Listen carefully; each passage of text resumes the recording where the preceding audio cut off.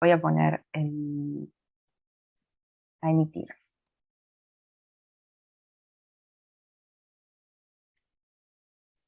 Bien, ya estamos online.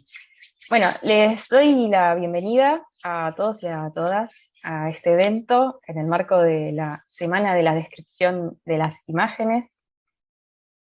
¿Sí? Una semana extendida, es una semana y media, digamos, 2 semanas, por la cual se han estado llevando conversaciones alrededor de las imágenes en el mundo digital, pero sobre todo en los proyectos Wikimedia.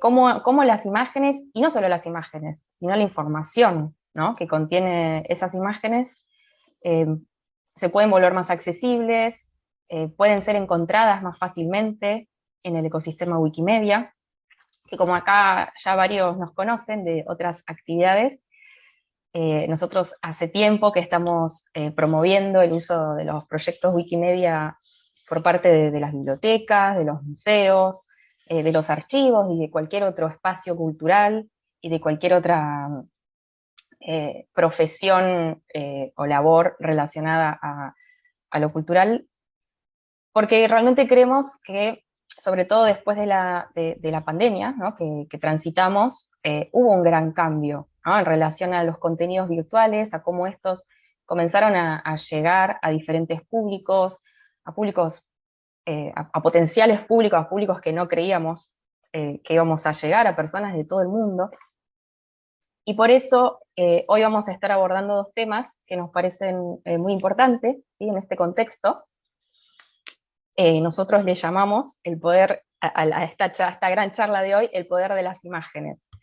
El poder que también tenemos como que deconstruir, ¿no? Por eso vamos a estar hablando, por un lado, de la accesibilidad para con las imágenes, y también vamos a estar hablando de la decolonización. Ahora vamos a ver bien qué significa este concepto, de los relatos visuales y culturales. Entonces, bueno, sin más preámbulos, me gustaría comenzar la charla con Susana Palero, ¿no? Yo no sé si pronuncio bien, que ella va a estar, bueno, ella pertenece a DALAT, ¿sí? Y nos va a estar contando, vamos a estar hablando de los textos ALT, de cómo se pueden realizar buenas descripciones, y después vamos a tener una parte práctica también, por la cual vamos a entrar a Wikipedia, ¿sí? También para que ustedes puedan entender que esto es más allá de que obviamente hay un montón de estudios y cuestiones teóricas detrás. Esto existe porque se puede llevar a la práctica, ¿no? Y la idea es esa, que se lleve a la práctica, no que quede en un discurso, y bueno, que podamos aprender cómo hacerlo y que podamos acercarnos de a poquito, un poquito más a ser más accesibles en cuanto a las imágenes. Bueno, no digo más nada. Bienvenida, Susana, si no voy a decir todo yo. Muchas gracias, Angie. Muchas gracias a todos por venir y obviamente por invitarme. Es un placer poder estar con ustedes. Vamos a estar hablando un poquito, como dijo recién Angie, sobre el poder de las imágenes, y quise ilustrar esta portada con una imagen rota, una imagen que no se ve, y juntos vamos a descubrir que igual tiene poder, ¿sí? Mi nombre es Susana Pallero, soy especialista en soluciones de accesibilidad, soy cofundadora de la Fundación DALAT, que es Desarrollo Accesible Latinoamericano, donde tratamos de básicamente generar más contenido en español sobre nuestra materia, y sobre todo inspirar a que las personas empiecen a adoptar actitudes, porque al final es una actitud, y hábitos que puedan resultar en la inclusión de todas las personas en el mundo digital.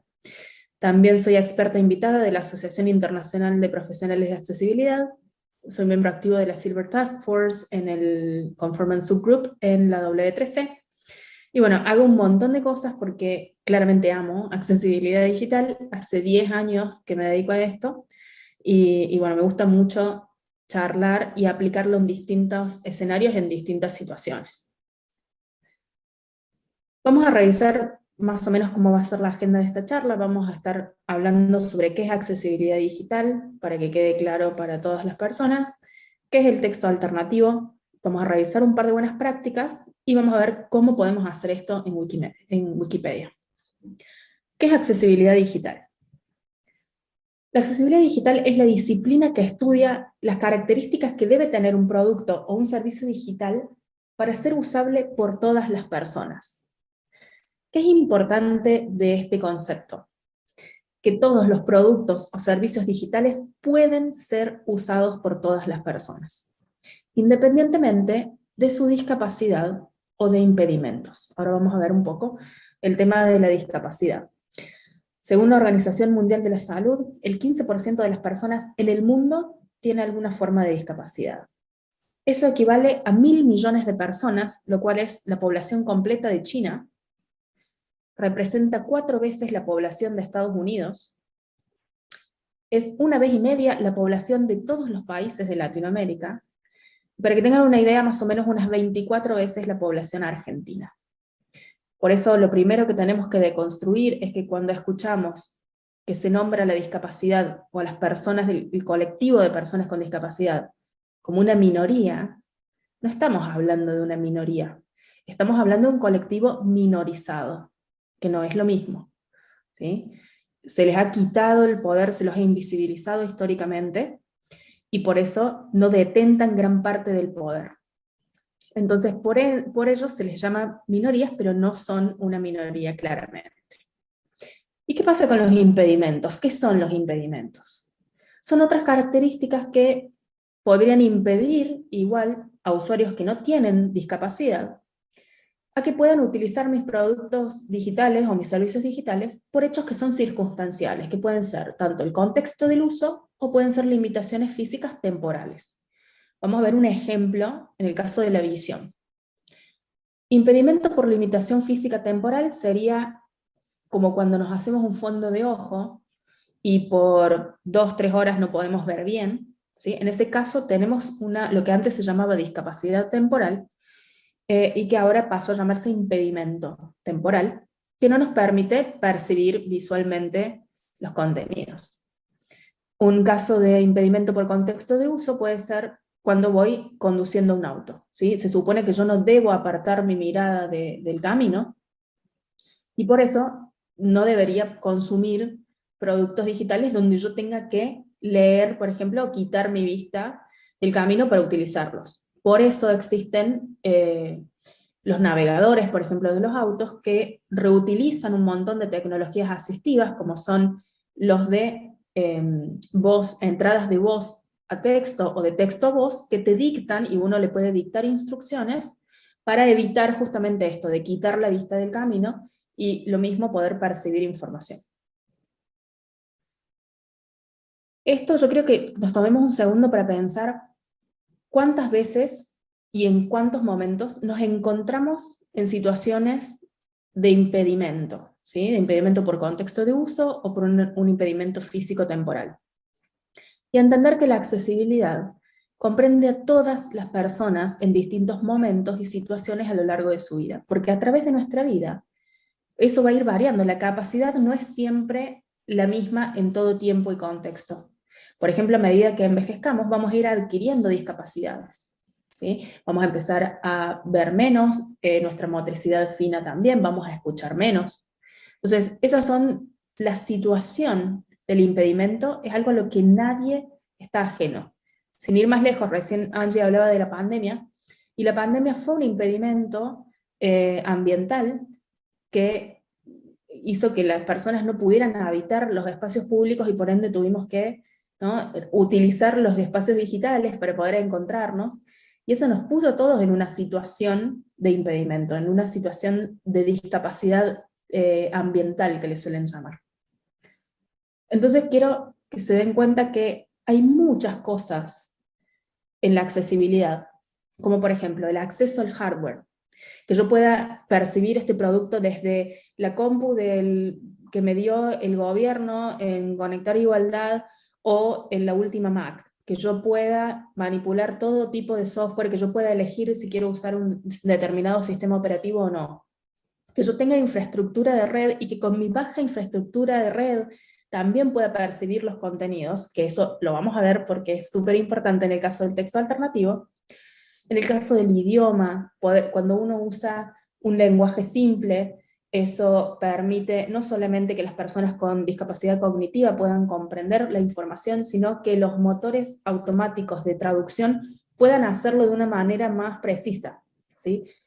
Todo lo que es la cultura, la localización geográfica, y por último, las capacidades de los usuarios, porque cuando construimos el mundo digital, nos centramos en lo que las personas sí pueden hacer, no en lo que no pueden hacer. Entonces, quiero que piensen la accesibilidad como una interseccionalidad de todos estos elementos, ¿sí? Y no solamente en lo que usualmente pensamos cuando pensamos en accesibilidad digital, que es personas con discapacidad. Entonces vamos a concluir en esta primera parte que la accesibilidad es indispensable para algunos, pero es necesaria para todos. Ok, vamos ahora a lo que nos convoca, que es el texto alternativo. ¿Qué es el texto alternativo? Es otra manera de percibir una imagen, ¿sí? Que implica el uso del texto plano. El texto plano es de los elementos más accesibles en el mundo digital. Es importante tener en cuenta que no hay maneras más válidas de percibir que otras. El otro día charlando con Angie, le decía que escuché una nota de un cantante que se llama Nahuel Penisi, que es una persona ciega, que tiene una posibilidad de someterse a una operación y a través de eso quizá recuperar la vista, y él tiene 2 hijos, de hecho uno nació hace muy poquito, y en una nota le preguntaban si no piensa en hacerse esa operación porque así va a poder ver a sus hijos. Y Nahuel les contestó, no, porque yo tengo mi manera de percibirlos, y también es única, ¿sí? Entonces no tenía interés alguno en ver. Lo que pasa es que las personas visuales somos muy visualocentristas, de alguna manera, ¿no? Pensamos que esa es la mejor manera de percibir la información. ¿Para qué sirve el texto alternativo? Permite que las tecnologías asistivas, como los lectores de pantalla, puedan acceder a la información que contiene la imagen y puedan leérsela a las personas que no pueden ver, por ejemplo, o que tienen una visión muy baja. Si la imagen no estuviera, porque tengo una muy baja infraestructura de red, mi conexión no es buena, puede que esa imagen no se abra. Entonces, en vez de la imagen, me va a mostrar en su lugar el texto alternativo, y yo no me voy a haber perdido ese contenido y esa información por tener una baja infraestructura de red. Acá hay un ejemplo. Si yo tengo una baja infraestructura de red y entro a Google, la imagen del logo de Google no se carga, pero sí su texto alternativo, entonces yo no me pierdo la información de qué había ahí en el lugar de esa imagen. Si yo no hubiera agregado un texto alternativo, lo que yo voy a percibir va a ser este logo, ¿sí?, de la imagen rota, y probablemente en su intento de darme algún contexto se va a mostrar el título del archivo, que puede ser un montón de letras y números que no tienen sentido también, ¿no? ¿Cuál es la importancia del texto alternativo?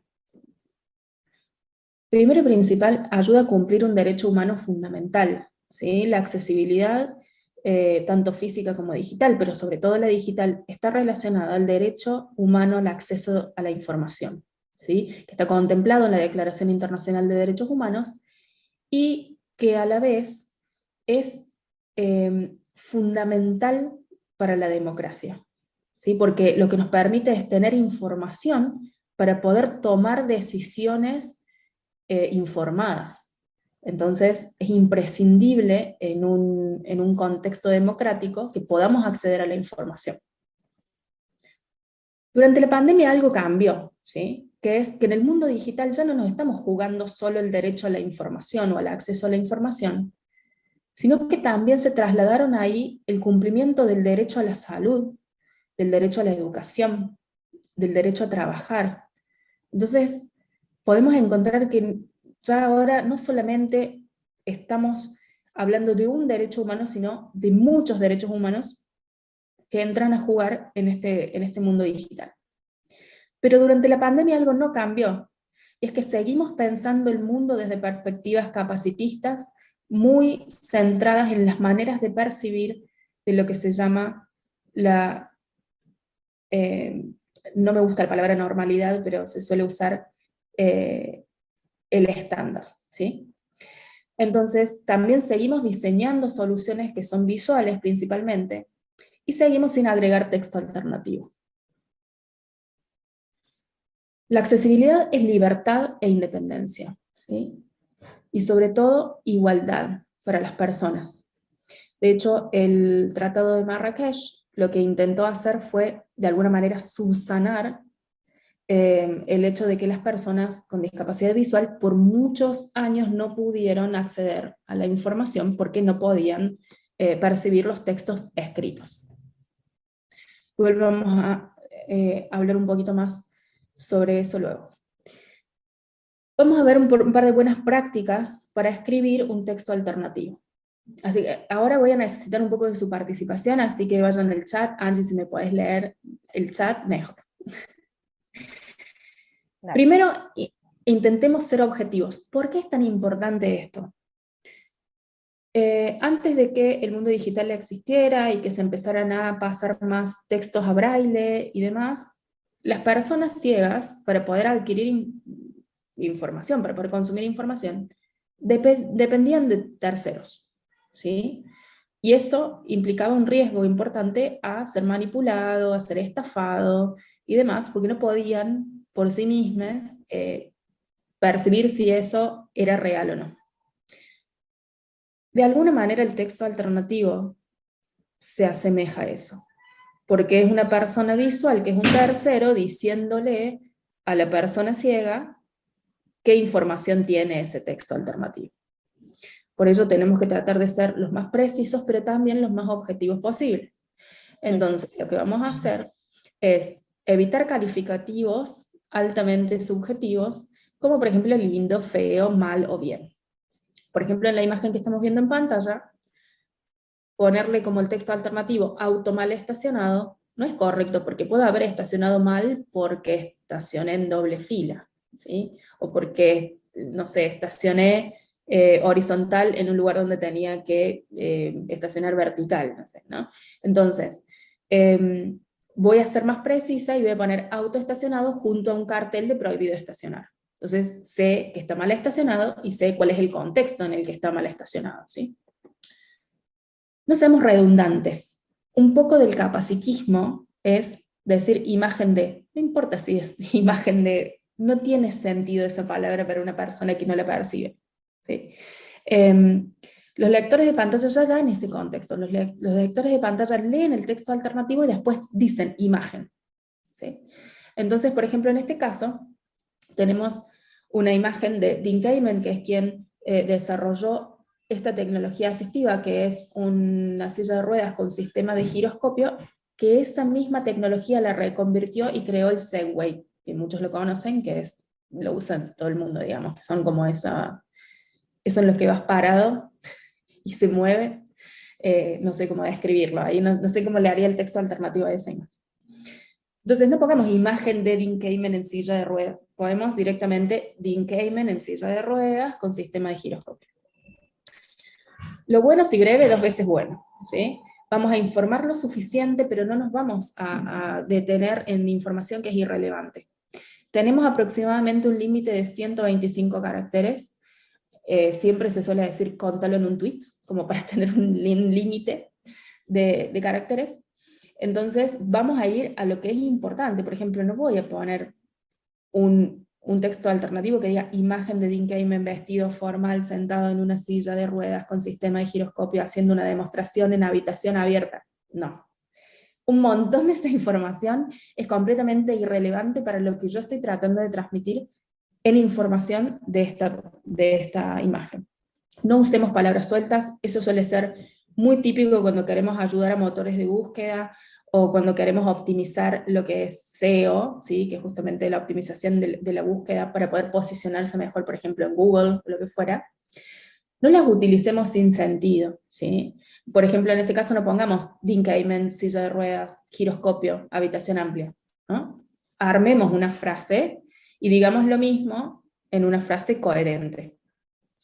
Y esto es súper importante, que dé igual si se ve la imagen o no. Tengo que imaginarme que si yo no puedo ver la imagen, si la tapo con la mano, no me pierdo ninguna información, ¿sí? Porque justamente tiene que ser una alternativa a la imagen. Por ejemplo, en este caso pusimos el ejemplo de un señor en silla de ruedas, puede ser cualquier señor, pero si estoy hablando sobre la vida del inventor y empresario Dean Kamen, va a ser más relevante el segundo caso. No uses descripciones visuales, ¿sí? Como por ejemplo colores, excepto que sea importante en el contexto, ¿sí? Por ejemplo, acá tenemos una imagen con 5 gatitos que tienen un montón de colores, de distintos colores, pero no me voy a poner a describir el color de cada uno, porque no es importante para esta charla, ¿sí? Y de hecho, si esa imagen ahí no estuviera, tampoco se hubieran perdido nada de información. Así que ahora vamos a pasar a otro nivel, que es el contexto, y acá vamos a hacer un ejercicio juntos. Pensemos en el contexto donde se encontrará la imagen y creemos un texto alternativo, ¿sí? Vamos al primer contexto, lo que yo quiero es que ustedes observen esta imagen de ese perrito súper tierno y creen un texto alternativo para esa imagen. El primer caso es una foto en Instagram de mi perro Raúl, porque está en una pose muy graciosa, entonces yo quiero mostrar que está en una pose muy graciosa. ¿Cuál sería el texto alternativo?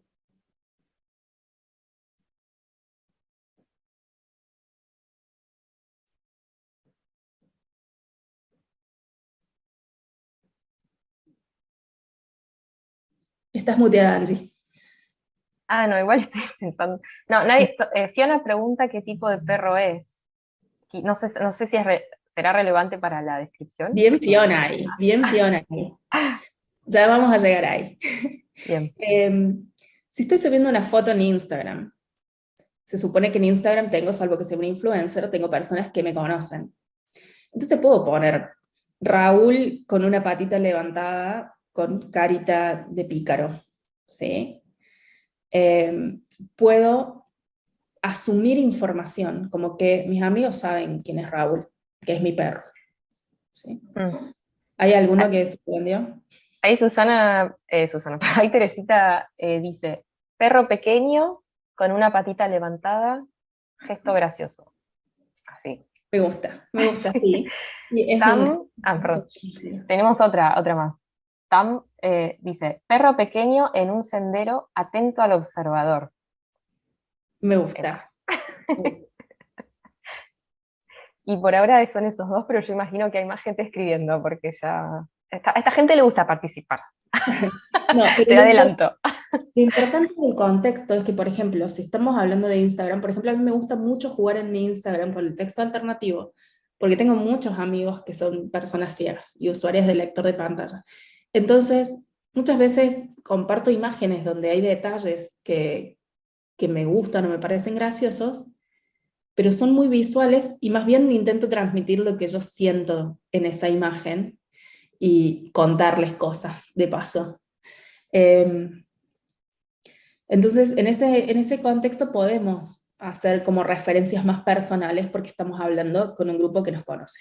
Ahora vamos a ver otro contexto. Es una foto en un artículo científico sobre razas de perros. Ahí está lo que dijo Fiona recién. ¿Cómo haríamos un texto alternativo en este caso? No sé qué raza es el perro, si alguien sabe. ¿No es un Jack Russell? ¿Puede ser? No Creo. sé, así que confío Algo así. 100% en Sí. vos.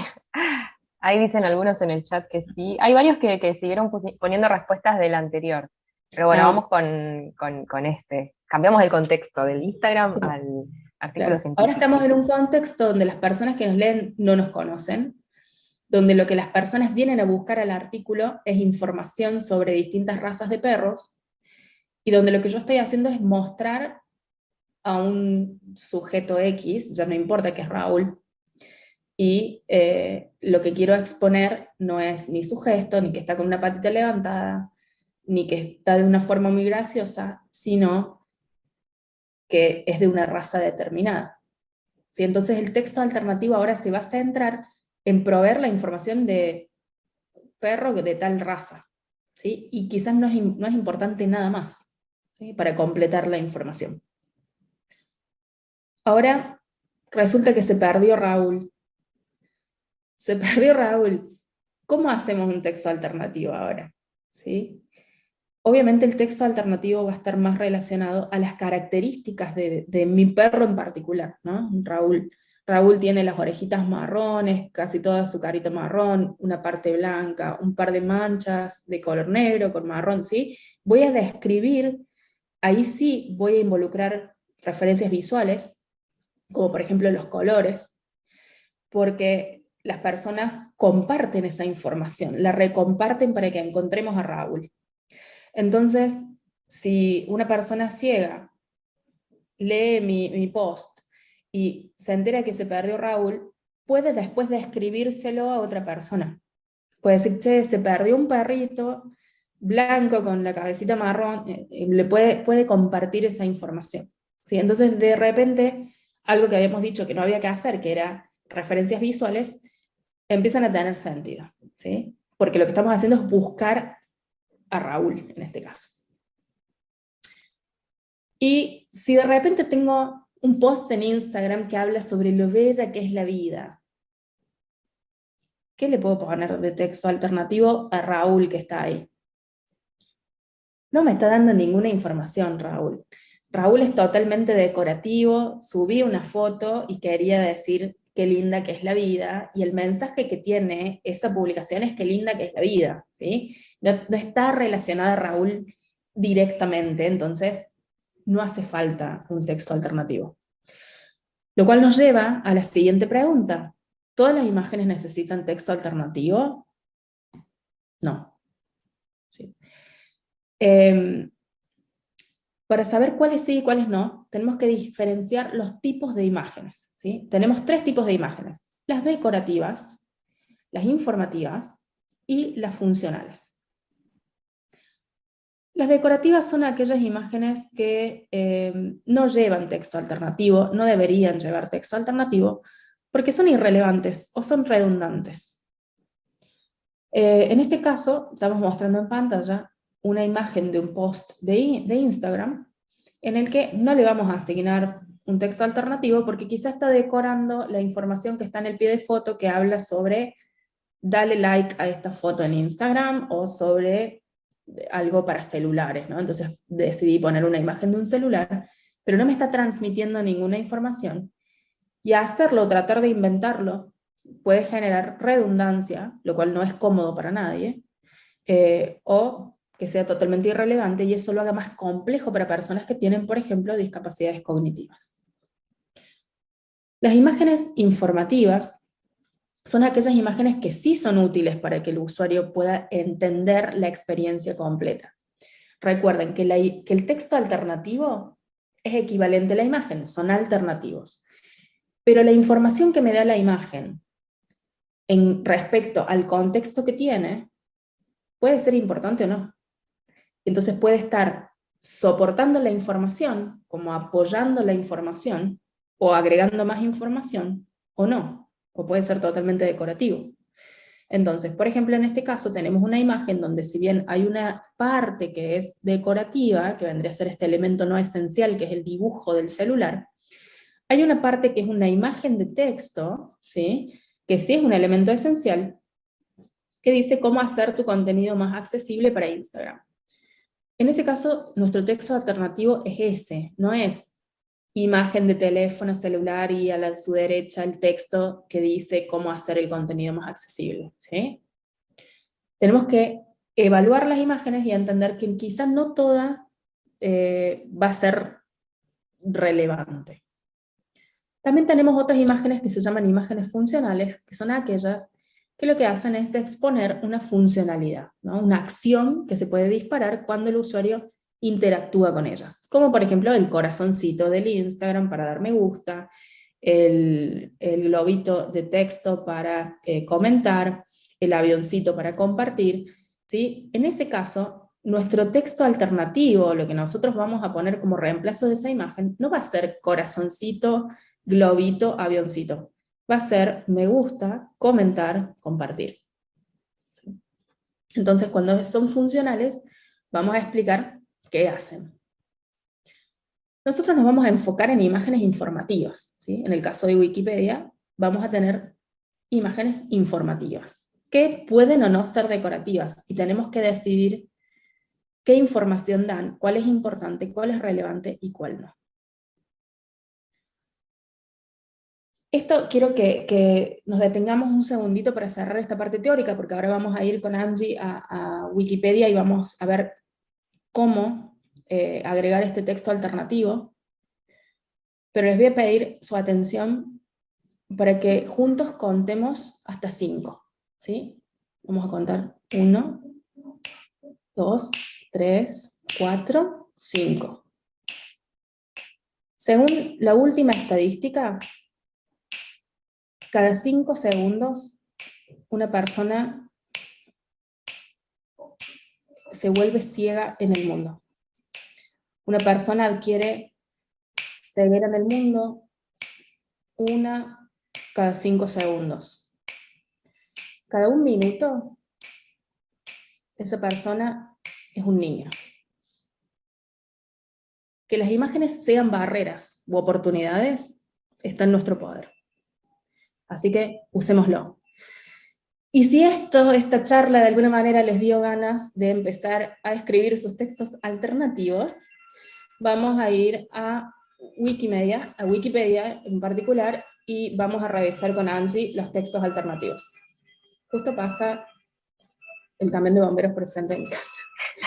Así que vamos a revisar ahora con Angie. ¿Querés compartir la pantalla? Bien, vamos, bueno, primero igual, gracias Susana, qué clara y qué cálida también tu presentación. Yo estoy fascinada, pero bueno, ya después te seguiré tirando flores. Vamos a Wikipedia. Bueno, aquí que tengo abiertas muchas cosas. Bueno, acá estamos en Wikipedia. Seguramente muchos conocen lo que es la portada. Yo lo que hice fue, nada, digamos, hay un montón, sabemos que hay un montón de artículos, un montón de temas. Y yo lo que quería hacer era entrar acá a los artículos destacados y buscar alguno que quizás podría ser interesante. Tenemos de arte y arquitectura, por ejemplo. Pero había visto uno muy simpático, que era la historia del pan. Y creo que acá tenemos desde imágenes informativas, imágenes decorativas y otras. Pero bueno, vamos a verlo juntas, Susana, si querés, para estar segura.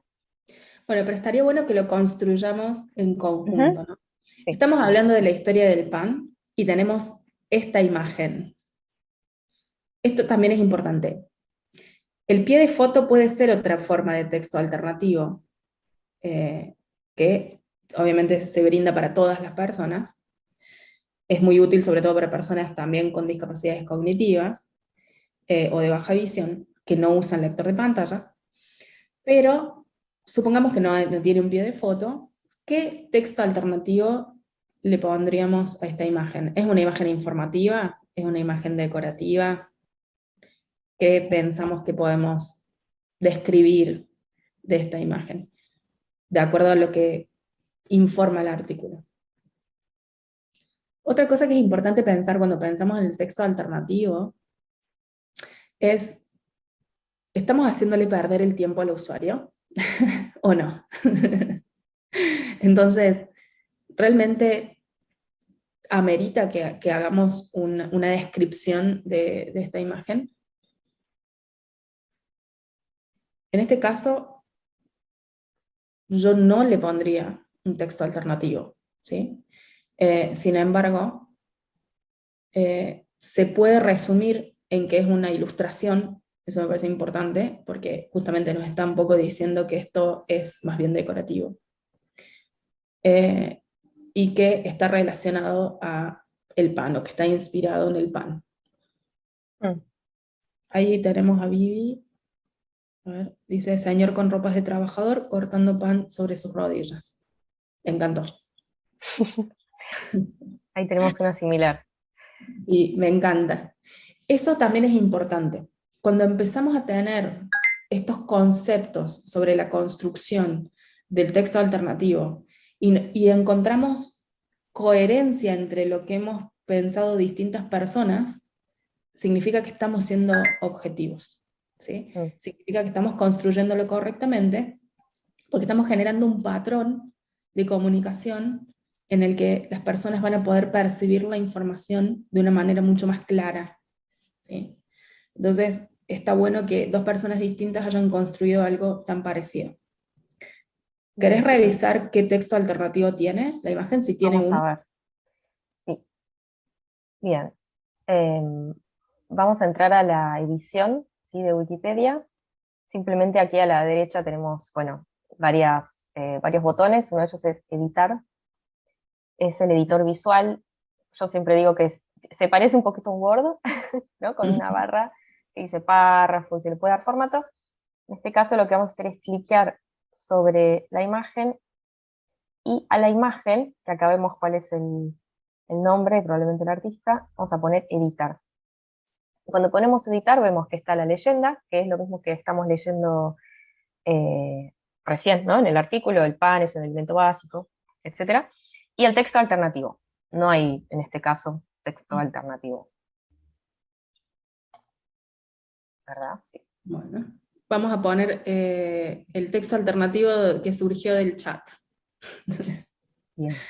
Ok, Me lo querés dictar? Yo no puedo ver el chat. dale, no sé cuál de las dos elegir, son muy buenas. Em, Vamos a ir con Viv, porque fue la primera que se animó. Señor con ropas de trabajador, cortando pan sobre sus rodillas. Igual me gusta esto de trabajador rural, porque se nota que lo quiso también imprimir el artista. Así que lo vamos a agregar.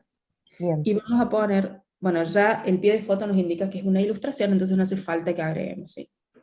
Se pueden Ah, eso combinar. te iba a preguntar, porque habíamos dicho imagen de no hay que poner, pero en caso de que, eh, nada, Claro, es una claro, obra de arte en este caso, digamos. claro, exacto, porque una ilustración implica un trabajo artístico y una imagen puede ser una ilustración o puede ser una Claro, una foto, puede ser, foto. claro, puede ser un texto, una imagen de un texto, ¿sí? Es como mucho más amplio. Ok, Bien, lo guardamos. bien. Aplicamos cambios y esto, bueno, a esto en realidad habría que verlo con un lector, ¿verdad? Para, Sí, para ver el resultado final. Bueno, seguimos bajando. ok. Esta, ¿qué te parece? O sigo. Pasaron unos segundos y ya mejoramos el mundo. Tal cual, totalmente, totalmente. Eso meto bocado, es también lo importante de los proyectos colaborativos, ¿no? Como los de Wikimedia. Así como estos hay un montón, ¿no? Obviamente, pero bueno, sepamos que podemos hacer una gran diferencia con pequeñas acciones y que requieren esto, saber cómo hacerlo, simplemente. Sí, aparte toda realidad, buena o mala, fue construida con pequeñas acciones, así que Ujú. tenemos que dirigirlas. A ver, Bueno, voy a en bajar. este caso A ver. vamos a revisar esta imagen. Dice molino de piedra manual del Neolítico, eh, y quizá esto sí amerita una descripción un poco más literal de la imagen, Mm. porque yo como persona usuaria de lector de pantalla, me gustaría saber cómo se veía un molino de piedra manual, ¿sí? En el Mm. Neolítico. Entonces, en este caso lo que vamos a hacer es describir un poco, obviamente no vamos a hacer un poema, ¿no? No vamos a explayar un montón, pero vamos a tratar de explicar de qué elementos estaba hecho y cómo suponemos que se utilizaba, ¿sí? No sé si hay alguien que se anime en el chat. ¿Alguien Tenemos más? varias personas de museos, museología, investigación, personas Claro, de archivos, así que vamos con esas descripciones. claro, no me pongan en el compromiso de crear uno delante de gente que es experta en eso. Acá está la imagen más grande también, porque acá si hacemos clic sobre el título, ¿no?, de la imagen, nos va a abrir la imagen en más grande. Ay, Giovanna dice, Ah, History of bread is a terrible article in Portuguese. Dice que no tiene fotos. Ahí se animó María. Dice, molino de piedra compuesto de una piedra plana debajo y un elemento esférico en piedra que se apoya encima y muele lo vertido sobre la piedra plana. Interesante. Pintado. Teresita tiene otro. Ahí. Todos empezaron a animar. Sí. Piedra amplia que servía de base para otra menor que se empleaba como mano de moler. Me gusta y lo puedo hacer como más resumido.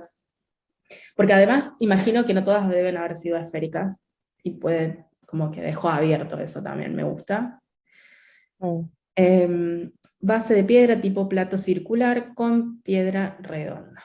Genial. Esa nos faltaría el cómo se utilizaba, ¿no? Porque pueden haber estado separadas, pero estaban una encima de la otra, lo cual da la pauta de que se muele en el medio, ¿no?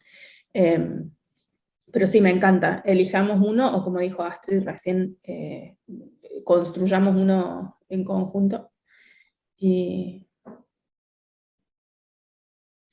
acá, María dice, acá en Córdoba se le dice mano a la piedra de arriba porque es como un óvalo muy alargado. Mirá vos. Y soy de Córdoba y no sabía.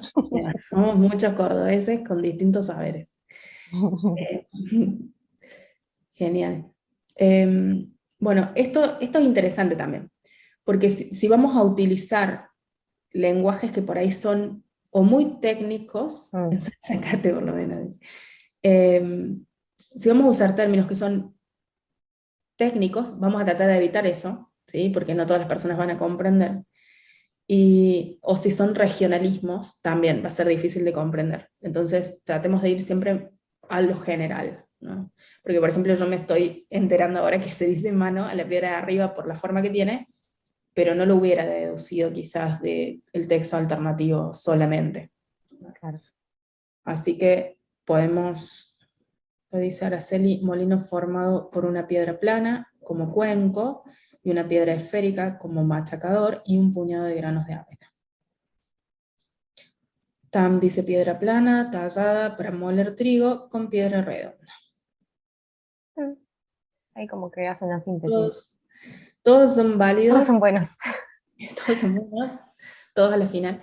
Pero de nuevo nos encontramos en que hubo una convergencia en los mismos conceptos, ¿no? Esto es lo importante y esto es lo que debemos describir. El cómo lo describimos, vamos a tener estas cosas que habíamos revisado, de tratar de ser objetivos, de tratar de no usar regionalismos, de tratar de no usar lenguaje técnico o complejo, y de no ser, digamos, como que sea muy largo, ¿sí? Pero respetando eso vamos a ir afinando el texto, pero al menos ya tenemos este acuerdo en común de qué es importante y en qué caso vamos a describir qué cosas. Bueno, podríamos hacer una mezcla. ¿Sí? Voy a copiar el último.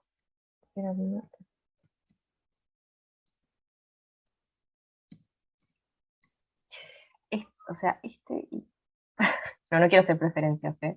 Lo vamos a guardar igual porque creo que está bien. Me gusta esto de que habían puesto primero, lo de muele lo vertido, ¿no? Como... Bueno, eso es lo bueno de Wikipedia, que lo podés editar y lo podés mejorar. Claro, hagamos algo, lo guardamos ahora y después llegan todos ellos al mismo tiempo Claro. y editan todo. No, mentira. Nos dejamos con ganas. Bueno, creo que por la hora, no me quiero pasar con las chicas que vienen ahora. Pero bueno, como mensaje final, volver a agradecerles por la invitación y decirles que justamente la accesibilidad, así como la inclusión, no son un acto, son un hábito. Entonces está conformado por estas pequeñas cosas y en cuánto podemos sostenerlas en el tiempo. Y para poder sostenerlas en el tiempo nos tiene que pasar por el corazón, no hay otra manera de sostener algo tanto tiempo, ¿sí? Entonces traten de conectar desde ese lado de cuestionarse las prácticas y de cada vez tener más personas diversas alrededor, que es la mejor manera en la que uno aprende las mejores prácticas. Así que muchas gracias por todo. Y si quieren más información sobre accesibilidad, se pueden acercar siempre a Dalat Comunidad. Ay, gracias. ¿Les ¿Qué querés? preguntas también Ah, nos pueden hacer? sí, sí, tenemos 5 minutitos, si alguien tiene alguna pregunta, sí, un súper aplauso. Gracias. Em, y si querés pasar la página de Dalat, mientras yo la paso en YouTube. A ver, hacemos un trabajo Vale, ahí te dejo colaborativo. en el chat, es dalatcomunidad.org. Eh, Ahí van a encontrar muchos recursos en español sobre accesibilidad. También damos muchas charlas, tenemos convenios con gobiernos nacionales, internacionales, provinciales. Y próximamente vamos a estar, parece una gira así de músicos, pero próximamente vamos a estar en el FITS, que es un evento también muy grande, latinoamericano. Vamos a estar en un panel de expertos de distintas regiones del mundo hablando sobre la situación de la accesibilidad digital en cada región, y también voy a estar hablando de accesibilidad digital, la futura brecha social, o sea, qué va a pasar si no atendemos este tema. Y después de eso voy a estar en 24 horas UX, que es otro evento internacional, charlando un poco sobre cuáles son esos errores de diseño que usualmente hacemos, así que están invitadas a ambos eventos. Muchas gracias por todo. Ay, gracias. Decir también, ¿no? Que desde Wikimedia, yo hablo de Wikimedia Argentina quizás, pero en general todos los proyectos, creo que es súper interesante escuchar miradas como la tuya, porque son proyectos que se están construyendo constantemente, entonces no son perfectos, son perfectibles.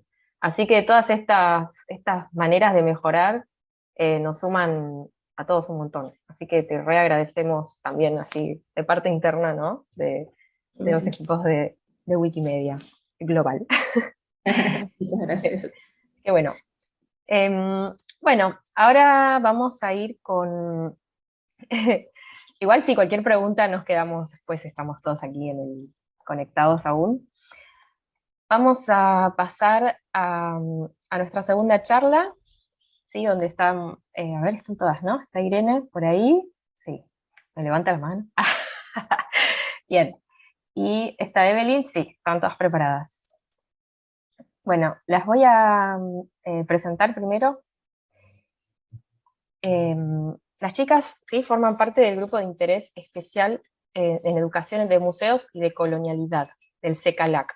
Hoy estamos con dos organizaciones sumándonos a este encuentro, una era DALAT, la otra es el CECALAC de ICOM. ¿Sí? Bueno, por un lado está Irene Pomar. Ella es, bueno, nacida en Barcelona en 1980, es licenciada en Filosofía por la Universidad Autónoma de Barcelona y posee un posgrado en Teoría del Arte Contemporáneo en la Fundación Joan Miró. Su amplio recorrido por museos y espacios culturales incluye la coordinación de exposiciones temporales en el Palais de Tokio, París, pero mi francés, Galería Continua y el Pompidou, Metz. La creación del proyecto también colaborativo de escritura, Se me ha caído el diccionario. Trabajos en el área de conservación y vinculación con el área de educación del Museo Carmen Thyssen de Málaga. Es cofundadora también de la plataforma Indómita, una asociación que diseña proyectos participativos y de co-creación, y se ha desempeñado en las áreas de exposiciones y desarrollo educativo en instituciones culturales como el centro, ay, creo que se me cortó algo, pero bueno, el Bornemisza Art Contemporary Center, ¿no? Cualquier cosa me corrigen, y actualmente forma parte del área de educación del Museo Nacional del Prado. Desde 2020 colabora con el ICOM-CECALAC, que es el Comité Internacional para la Educación y la Acción Cultural de América Latina y el Caribe. Aquí hay presentes varias personas de ese comité, entre ellos Silvana, que es quien nos facilitó también estas conversaciones, así que gracias. Y bueno, desde este lugar ha investigado sobre educación en museos y decolonización, y ha codiseñado un taller online para los asistentes al Encuentro Internacional de SECA de 2021 en Bélgica. Por otro lado, tenemos también a Evelyn Salazar Palomino, nacida en Lima en el año 1989. Ella es licenciada en Historia del Arte y egresada de Educación, ambos estudios realizados en la Universidad Nacional Mayor de San Marcos, Perú, y también es magíster en Didácticas Específicas de Aulas, Museos y Espacios Naturales por la Universidad Autónoma de Madrid. Desde el 2012 se ha desempeñado en la gestión de proyectos de arte, educación y culturales para diversas instituciones peruanas, como el Museo de los Descalzos, el programa CHAT, Ciencia, Historia, Arte y Tecnología de la Pontificia Universidad Católica del Perú, y el Museo Histórico de Ciencias Físicas de la Universidad Nacional Mayor de San Marcos. Es cofundadora de Error Pedagogía, colectiva reconocida por premios y estímulos a nivel internacional, donde realiza la investigación en arte, educación de museos y gestión de proyectos arte educativos, y también el servicio de sistematización gráfica de eventos relacionados a educación y cultura. Como parte de Error Pedagogía, desde 2020 ella participa también, junto a Irene, como colaboradora del Grupo de Interés Especial de Educación de Museos y de Colonialidad del CECALAC del ICOM. Es muy largo, este título, no, donde junto a otras profesionales de Iberoamérica investigan y co-crean experiencias decoloniales en el accionar educativo en el museo. Y antes de empezar, nada, tiene muchísimo que ver con lo que venimos hablando, porque así como Susana nos hablaba, ¿no?, de cuestionarse las prácticas, tanto Evelyn como Irene nos van a estar hablando desde ese lado, ¿no?, del lado de construir y reconstruir y repensar a las imágenes que no solamente están en los museos, también, como decía yo al principio, ¿no?, que están circulando en internet. Digamos, vamos a conversar bastante sobre esto. Así que, chicas, luego de esta gran introducción, bienvenidas, y bueno, les dejo la palabra a ustedes. Muchas gracias, Angie. Muchas gracias. Vamos a intentar compartir pantalla, si te parece, a ver. Sí, si no me pasan y lo puedo hacer yo, no hay problema. Vale, no, yo creo que lo voy a conseguir. He ensayado. A ver si lo... A ver, voy a poner en formato trama. Vale, solo si me podéis confirmar que lo veis bien. Perfecto. Vale. Bueno, pues nada, en primer lugar, muchas gracias, Angie, por esta invitación, y Silvana también porque, bueno, para Evelyn y para mí es un honor, ¿no?, vamos a decir, poder representar a este grupo tan numeroso que es el CECALAC, concretamente en el grupo de interés especial. Así que esperamos con esta presentación poder mostraros un poco cómo trabajamos y sobre todo mostrar que realmente no es un trabajo lineal, sino polifacético, poliédrico, y que funciona en red, ¿no?, y que por lo tanto es muy difícil de exponer porque combina ritmos muy distintos, intensidades muy distintas, resultados inmediatos, resultados lentos, y eso pues lo hace más rico, pero también lo hace, convierte en un reto el hecho de tener que comunicar sobre él, pero para nosotros es, no tenemos más que agradecimiento por tener esta oportunidad, que además nos ha hecho reflexionar muchísimo, dicho sea de paso. Así que, bueno, pues como comentábamos, nosotros vamos a intentar enfocar el trabajo del grupo de interés desde el punto de vista de la decolonización de las palabras y la decolonización de las imágenes, porque al final ha sido el punto de partida que nos ha supuesto un detonante para trabajar, ¿no? Nos gusta, bueno, os he puesto aquí una cita de Elvira Espejo, que siempre nos gusta empezar con una frase para pensar y que creemos que representa lo que nos ocurre muy a menudo, ¿no? Precisamente en ese desajuste que mencionaremos más adelante. A veces ignoramos que el lenguaje utilizado para hablar de la comunidad no concuerda con el de la propia comunidad. Las estructuras lingüísticas vienen de fuera. En fin, lo dejamos ahí, luego ya volveremos sobre este tema, pero siempre nos gusta soltar una primera pincelada a raíz de una conferencia que tuvo Elvira con nosotras y que fue súper interesante. Nada, vamos a tener 3 partes, bueno, en verdad 2 y una introducción. En primera parte que voy a empezar yo es una pequeña introducción para que luego Evelyn pueda introducir, pueda ahondar en qué es lo que hacemos exactamente y qué es esto de la decolonialidad. Es muy tentador pues, empezar definiendo, ¿no?, qué es la decolonialidad, pero en verdad el hecho de que nos hayáis planteado una pregunta como la que habéis planteado, ¿no?, sobre el tema de la imagen y la palabra, pues para nosotros es una ocasión también para mostraros nuestra metodología, ¿no? Además, quiero hacer una pequeña advertencia, hago un paréntesis, y es que en esta introducción abordaremos la decolonialidad, pero solo al final de esta introducción, porque seréis vosotros los que vais a tener que pensar en qué es, ¿no? También para mostrar que hay un desajuste entre imagen y palabra, hemos utilizado esta introducción para que de forma subliminal, a la izquierda de las pantallas, cada término que estamos abordando vendrá acompañado de la imagen que hemos encontrado en Google, al menos en Google España en este caso, puesto que la búsqueda la hice yo. Entonces, pues veréis que, por ejemplo, en este caso he querido ilustrar que somos una red afectiva y al buscar la palabra red me ha ocurrido esto concretamente. Entonces lo vamos a dejar allí para que luego recuperemos qué es lo que está ocurriendo, ¿no? Entonces, como decíamos, primero comentaros efectivamente el CKLAC, como dice Silvana muy a menudo, somos una red afectiva. Es decir, que todo el trabajo que vamos a estar contando ahora viene de la mano de más de 20 personas que hemos estado reunidas y preguntándonos cómo decolonizar los museos. ¿De acuerdo? De nuevo, no voy a entrar, me estoy reprimiendo para no entrar en qué es la decolonialidad, porque prefiero que lo vayamos alcanzando juntos, ¿vale?, en este pasaje. El reto de Angie, lo hemos llamado cariñosamente así, porque cuando nos escribió nos comentó pues, que había una pregunta, ¿no?, que es sobre cómo trabajar con imágenes de modo que sus descripciones en el entorno wiki permitan ser descubiertas más fácilmente y reutilizadas con distintos fines. 2, que sean accesibles para personas con baja visibilidad, y 3, sean respetuosas con las identidades que se representan en las imágenes. Bueno, pues nosotras enseguida dijimos, no, nosotras encajamos sobre todo en el punto 3, pero luego hablando, y esperamos que al final de esta presentación, creemos que sí que se abren puertas para que, y nos parece todavía más interesante porque significa que nos quedan todavía más meses y más años de trabajo juntas, poder abordar también el primer punto y por qué no el segundo, ¿no?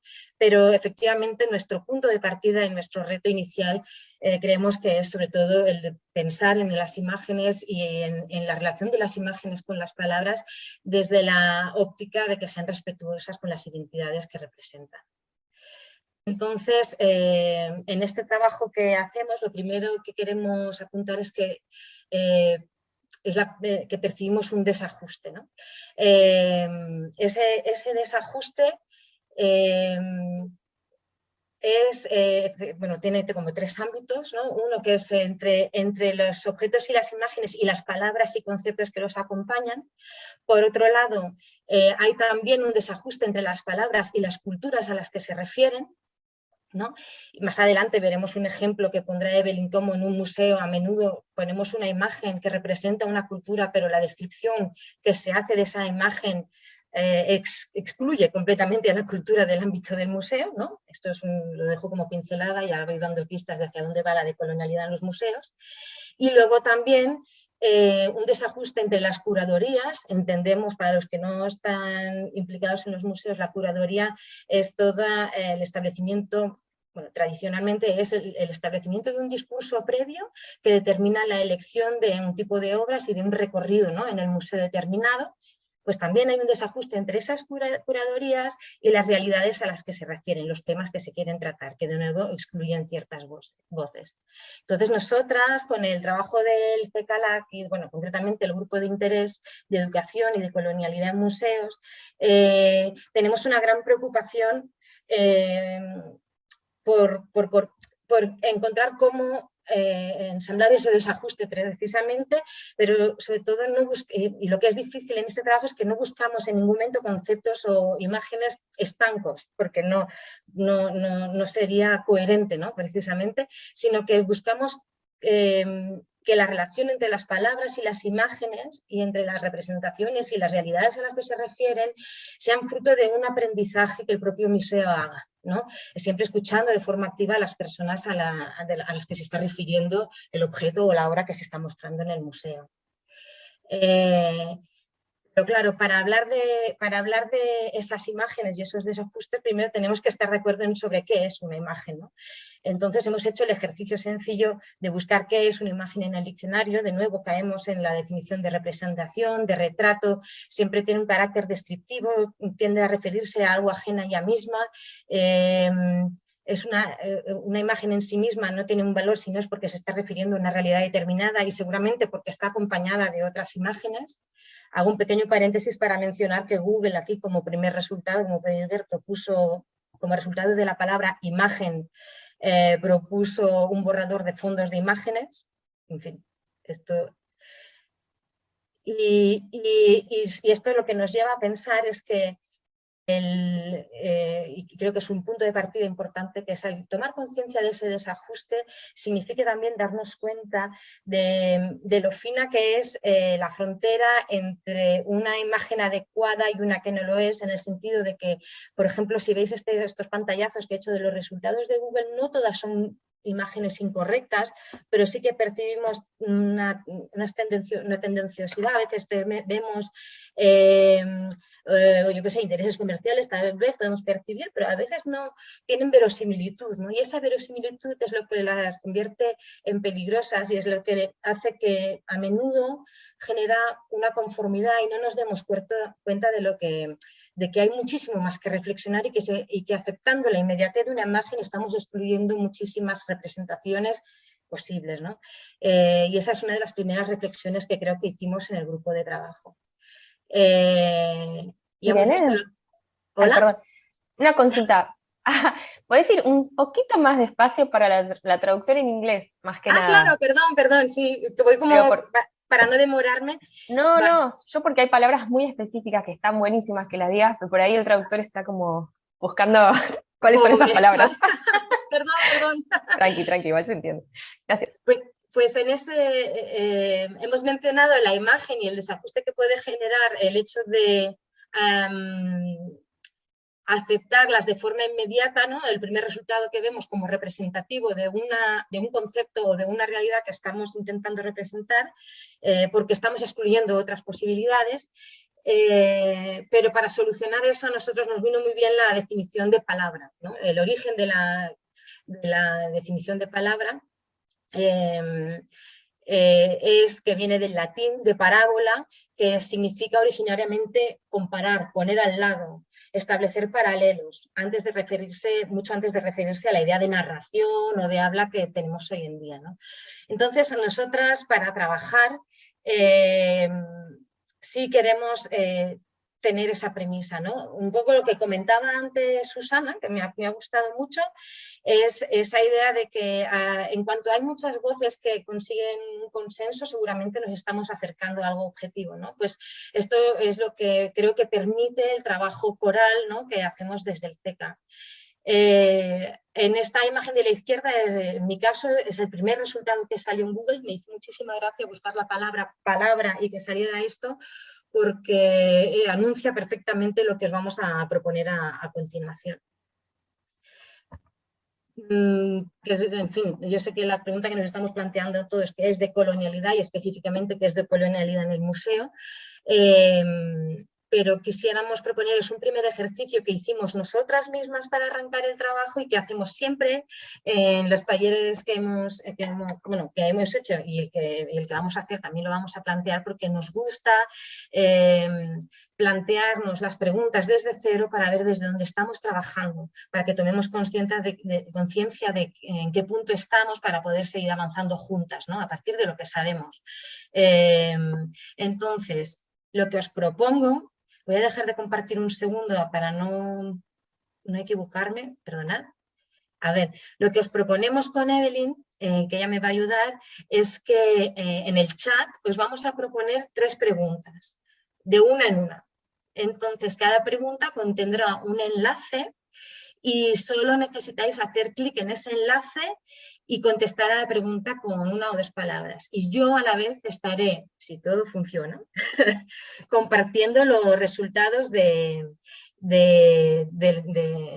vuestras respuestas. Se va a generar una nube muy parecida a la que habéis visto en la pantalla anterior. Entonces, si os parece bien, Evelyn, cuando te vaya bien, podrías compartir la primera pregunta y yo voy a ir compartiendo. Ya os Sí, ya digo, está. serán 3 preguntas. Primero compartimos la primera, dejamos, por ejemplo, 30 45 segundos para que con lluvia de ideas respondáis lo que consideréis adecuado, preferiblemente una palabra, no, o sea, cada respuesta de una palabra. Y luego cuando ya hayamos visto esa nube de palabras, que será el primer resultado, ya compartimos el segundo y el tercero, si os parece bien. No sé si me he explicado o necesitáis que lo... ¿Sí? ¿Está claro? Si no me decís, que como aquí estamos un poco en las pantallas, es un poco ensimismador y, y no me veo muy bien las caras, pero bueno, me decís. Vale. Pues ya he compartido la primera pregunta en el chat. Así que cuando queráis, yo voy a intentar compartir la pantalla. A ver cómo será.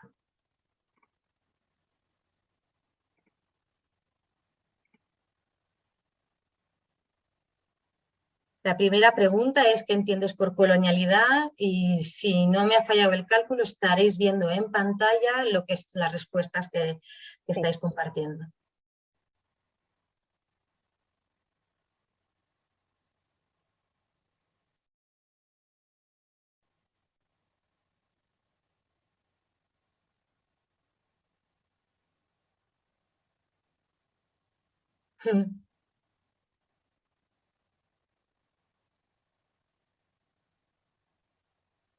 Luego va a ser interesante porque Evelyn va a mostrar otra pantalla con otros resultados de otra vez y es interesante comparar.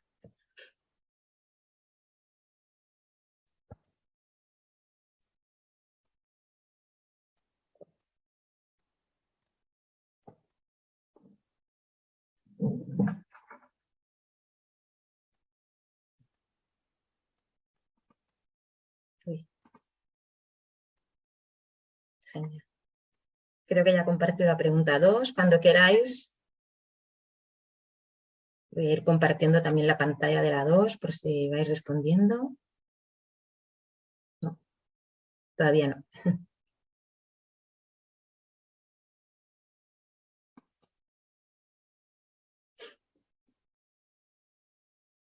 Vale. Genial, muchísimas gracias por las respuestas. A ver, de la pregunta 2, si os animáis, genial, ya están saliendo. Neutrality, esa tiene mucho trabajo, ¿eh? La de la neutralidad, es la trampa de la vitrina. Claro que sí. Lo que decíamos, mira, la neutralidad es lo que estábamos comentando, cuando algo está situado y fijado y deja de ser orgánico, por lo tanto tiene verosimilitud, pero no tiene por qué ser verdad, ¿no? Y tiende a excluir otras realidades. Muy guay, silenciando, efectivamente.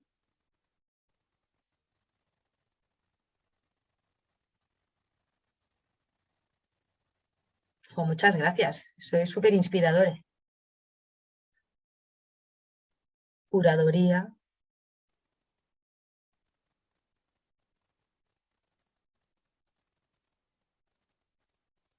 Y a quien haya contestado la 2, veo que Evelyn ya ha compartido la pregunta 3.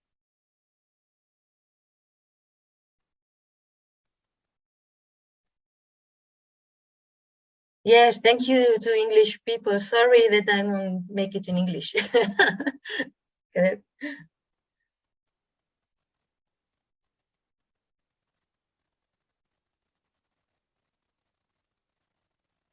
Genial. Voy a compartir a ver si ya hay resultados en la pantalla 3. En la pregunta 3, ¿qué esperas de la decolonialidad en los museos? Pueblo, inclusión, reparación, restitución, ese es un gran tema. Dialogue, repatriation.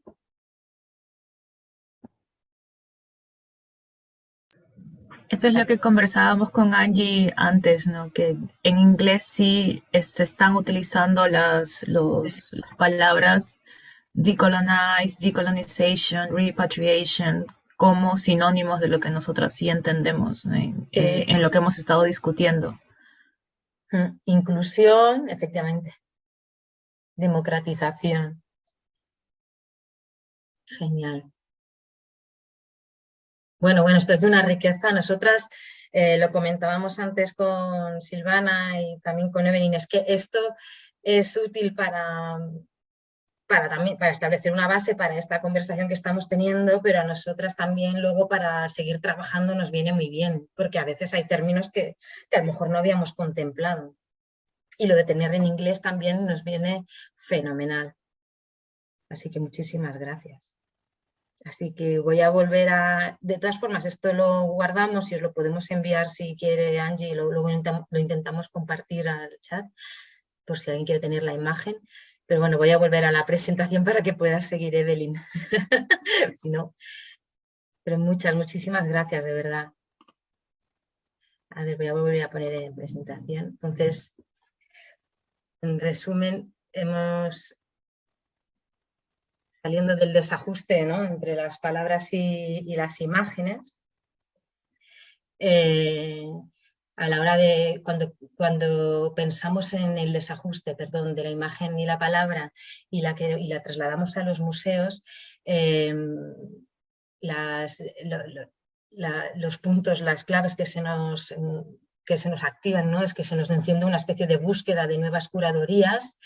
Ya habéis visto que... yo creo que en inglés es curatorship, no sé si por si sirve. Ya habéis visto que la colonialidad, en la primera pregunta hay alguien que ha contestado curaduría, ¿no?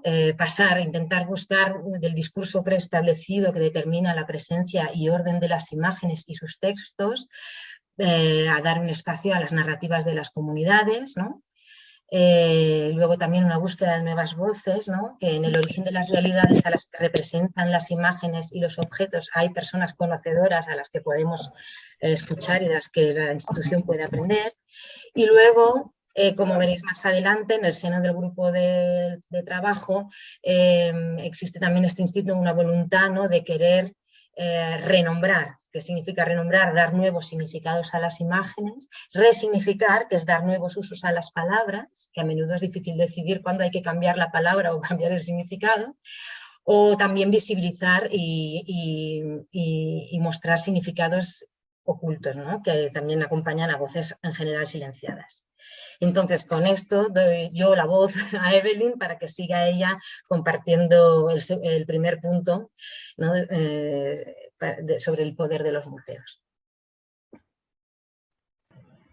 Muchas gracias, Irene. Muchas gracias, Angie, por la invitación, y a Silvana también. Bueno, básicamente lo que voy a hacer en esta parte es darnos un poco de contexto. Angie, en cualquier momento me puedes hacer una señal si es que estoy hablando muy rápido. Para poder tener la traducción.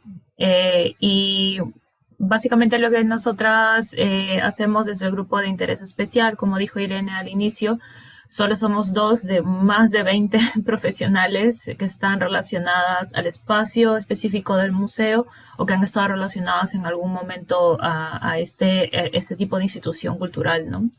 Y a finales del 2020, ya muy entrado el estado de emergencia en el mundo en general, teniendo un contexto en donde los museos ya tenían meses cerrados, se dio la oportunidad, pues, de juntarnos, gracias a la invitación de Silvana y de Silvana Loay, que está en este momento aquí en la presentación, donde pudimos en principio, pues, estudiar. Eso es lo que hicimos al inicio, estudiar desde una propuesta de poder responder algunas cuestiones que ellas nos plantearon, también de participar con diferentes profesionales que están relacionados específicamente al tema de decolonialidad y generados también, pues, en este contexto donde trabajamos, que es el de la cultura, ¿no? Tuvimos, bueno, intercambios con Elvira Espejo, con Walter Miñolo, con Bruno Brulón, y en esos intercambios que nosotros pudimos realizar, nos dimos cuenta de que el trabajar para una institución cultural iba a ser un poco difícil, no era como hacer este meta estudio sobre el mismo lugar donde estamos y cuestionar el mismo lugar donde trabajamos y las maneras como nosotras trabajamos, ¿no? El hecho de estar relacionadas específicamente en el las áreas educativas era también muy importante porque daba pues una voz, ¿no? Justo lo que decía Irene, dar una voz a estos profesionales en la manera como estamos trabajando con las comunidades, ¿no? Ahí van a poder ver algunos, bueno, pantallazos, por si acaso, estos intercambios que hemos tenido con estos profesionales están en la cuenta de YouTube de SECALAC, para que cualquier persona también pueda verlos. Nosotras mismas las volvimos a ver, Irene y yo, para volver a no solo recordar cómo ha sido todo ya van a ser 2 años en unos cuantos meses ya de trabajo, sino también a ver cómo hemos estado cambiando desde cuando empezamos a cómo estamos ahora ya generando información entre todas nosotras, ¿no?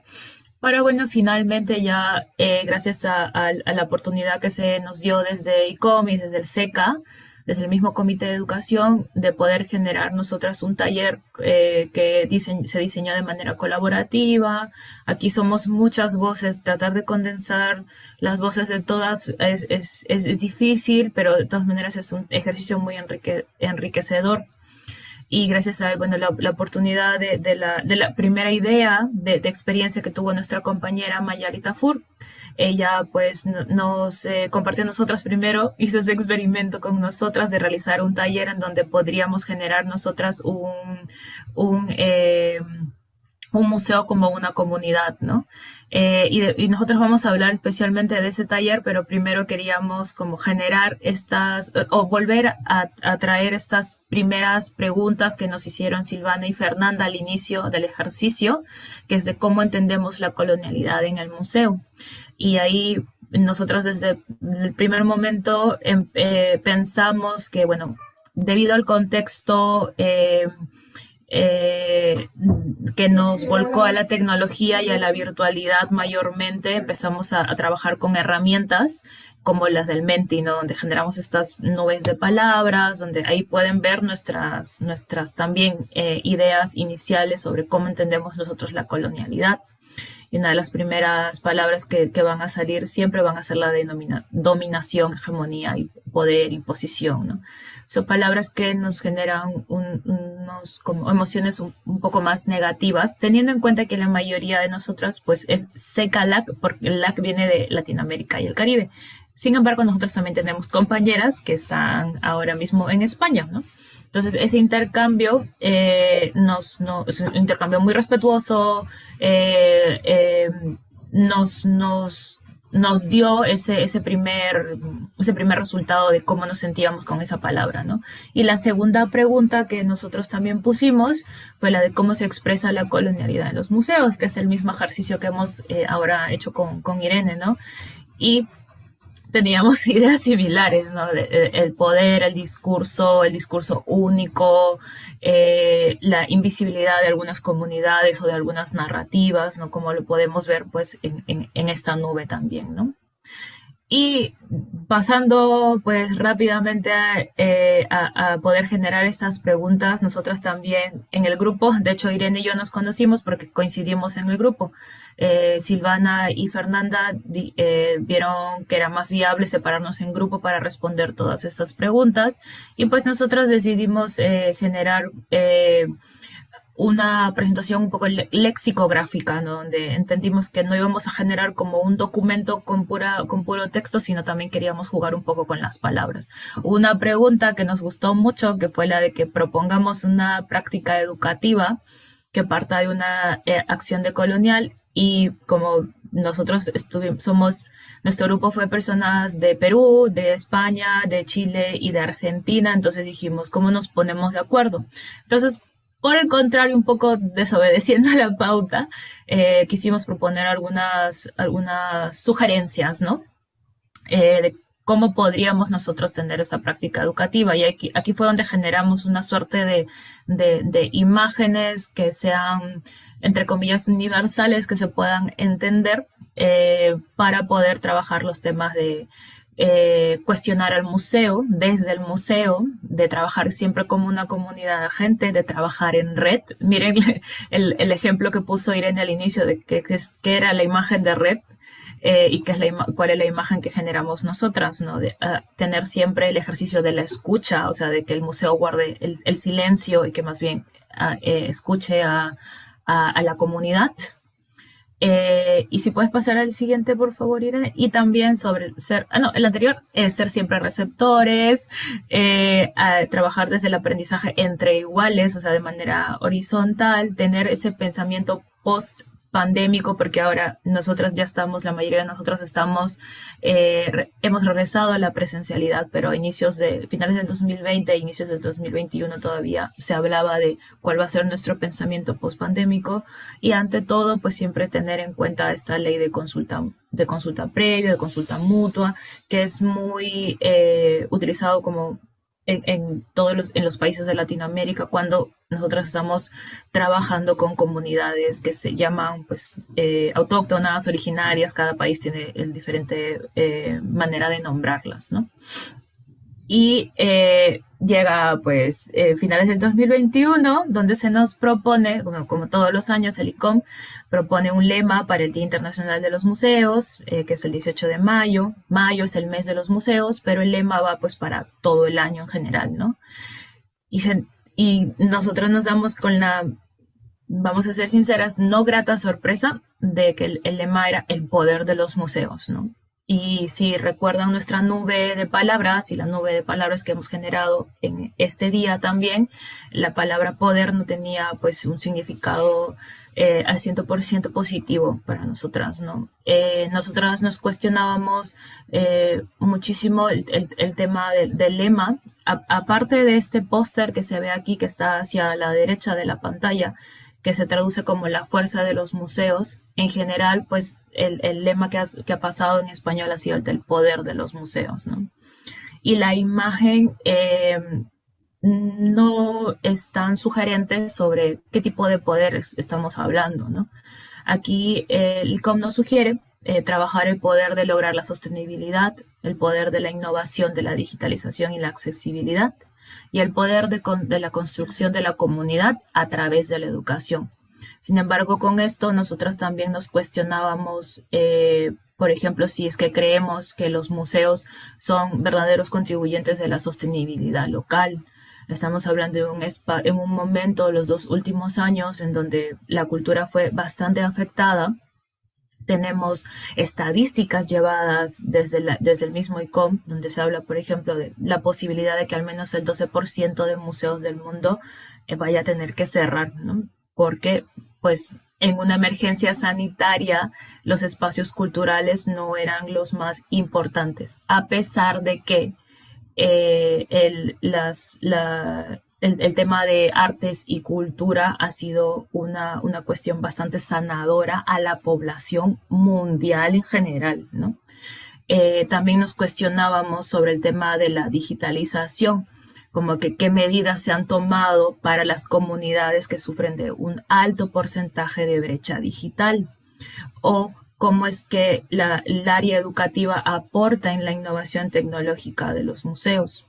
Y también nos cuestionábamos en cuanto a la construcción de la comunidad, es cómo cómo es que se acerca el museo a la comunidad en este contexto o en un contexto, entre comillas, normal, y que se puede hacer se puede hacer una construcción democrática de una comunidad cuando a veces los museos no dan la voz a esa comunidad. Por ello cuestionábamos que quizás el poder del museo también sea el poder sobre el cuerpo de sus trabajadores, el poder del museo como una institución que sea vista todavía en comienzos del siglo XXI como dueña de verdades, ¿no? Si puedes pasar a la siguiente, por favor, Irene. Sí, entonces cuestionábamos el poder de los museos, cómo eh, ese sistema, esa estructura sistemática en una institución colonial. Sí, sí cito, no sé si estoy parafraseando en realidad a Walter Miñolo, cuando él habla de que, por ejemplo, la universidad es esa institución colonial de la educación porque va a designar o a formar la educación desde su propia visión. Y se podría hacer quizás un símil parecido con el museo, ¿no? Como esa estructura sistemática el poder del museo como esa estructura sistemática en una institución colonial de la cultura en este caso, ¿no? Cuestionábamos el poder del museo como del objeto museal sobre el sujeto museal, que pasó muchísimo en muchos museos, al menos de nuestra región, en donde se hacía una diferencia clara sobre el objeto, sobre el sujeto. Vamos a proteger el objeto, pero no necesariamente a la comunidad que construye ese objeto, o de las direcciones por sobre los trabajadores, que es una situación que pasó muchísimo. En también las instituciones de nuestra región. Si puedes pasar a la... Ajá. Y también sobre el sistema patriarcal en general, sobre cómo se desarrollan las exposiciones o los discursos, en todo caso, que se hacen como muchísima más, que se dan muchísimas más veces que exposiciones quizás que puedan dar visibilidad a diversidades en general, a comunidades originarias, a quizás la comunidad LGTBIQ o lo que nosotros hemos denominado como otredades en el espacio del museo, ¿no? Y con ello, para esta ocasión, Irene y yo, pues para poder sentar el cuerpo de la presentación el día de hoy en torno a las imágenes, hicimos un pequeño ejercicio al tener un comentario que yo hice con Irene al visitar un museo aquí en Lima, ahora que el año pasado que ya estaban abriendo, ¿no? Entonces, hay una costumbre ahorita mismo que todavía trasciende, es la práctica de la pesca artesanal en una embarcación que se llama el caballito de Totora, que la totora es el junco, ¿no? Con que se arma esta embarcación. Y lo que nosotras hicimos fue buscar en Google, y lo primero que nos aparece es un artículo de Wikipedia donde sale el caballito de Totora. Entonces, no el pescador de caballito de Totora, pero la embarcación en sí. Y al momento de nosotras de darle clic al artículo, pues las imágenes que van a ser utilizadas para poder nosotras ejemplificar lo que es un caballito de Totora son dos imágenes que están en museos en Lima, ¿no? Una de ellas es la de el caballito de Totora en cerámica mochica, que es una de las culturas del antiguo Perú, que se ubicó en el norte de nuestro país, que ahorita mismo se encuentra en el Museo Larco que está en Lima, ¿no? Y cuando yo visité un museo que también es de arqueología acá, el MUNA, que es el último museo que se ha inaugurado aquí en el Perú, también pudimos ver imágenes parecidas de la exposición de las muestras recuperadas, ¿no? Entonces, como yo no pude acceder a esa imagen porque ha cambiado la exposición, pues me remití al catálogo en línea del Museo Larco, que el Museo Larco va a ser una de las instituciones culturales aquí en el país que pues ha puesto toda su colección en línea muchísimo antes de tener esta tendencia a hacerlo en los museos peruanos por la pandemia, ¿no? Ellas ya lo tenían desde antes, ¿no? Entonces, la forma de describir las imágenes es obviamente la de un trabajador de museo. Un trabajador se forma en temas de historia del arte, conservación, para hacer esta función específica que no necesariamente es una función educativa como principal, pero es una función que cumple los ejes de comunicación y la forma como se va a describir es de esta manera, ¿no? Un canto escultórico representando personaje pescando tiburón sobre embarcación de Totora. que son los juncos, con tocado de caracol, capucha, túnica y bulto en la espalda. Representación de animales, cantimplora y canasta rectangular sobre la embarcación. Sí ha sonado como un montón de palabras y como si fuera de una manera, no es tan técnica como se solía hacer hace quizás 20 años atrás. Sí es un tipo de descripción propia de una persona que trabaja en un museo, ¿no? Entonces, con esto en mente, que no tiene nada de malo, no tiene nada de malo. Con esto en mente, Irene y yo nos cuestionábamos, pues, lo siguiente, ¿no? ¿Cómo describiría ese cántaro escultórico una persona que es de la comunidad de pescadores artesanales de La Libertad o de Lambayeque, que es el norte de nuestro país, donde en un momento estuvo la cultura mochica? También nos preguntábamos si utilizaría la palabra, teniendo en cuenta que una de las lenguas que ahora es oficial también de nuestro país, que son, pues, aparte del español, tenemos el quechua, el aymara y más de 40 familias lingüísticas de comunidades de la selva, no tienen escritura, o nos ha llegado a nosotros una escritura. O incluso yo me cuestionaba si utilizaría el castellano, porque hasta cuando yo estaba entrando a la universidad, todavía había una pequeña población de personas que hablaban el muchic, que es la lengua de los mochica. Esa ahorita mismo lamentablemente es una lengua muerta, solo se rescatan algunos vocablos. Entonces nos cuestionábamos esto y finalmente también nos cuestionábamos si el museo podría escuchar, aceptar o utilizar esas narrativas o formatos. Ya no hablamos de discursos, sino hablamos de narrativas, y si necesariamente deciden como no utilizar la lengua, sino el formato gráfico. ¿El museo sería capaz de ceder ese poder de su discurso y dárselo a las comunidades? Eso es lo que nos cuestionábamos.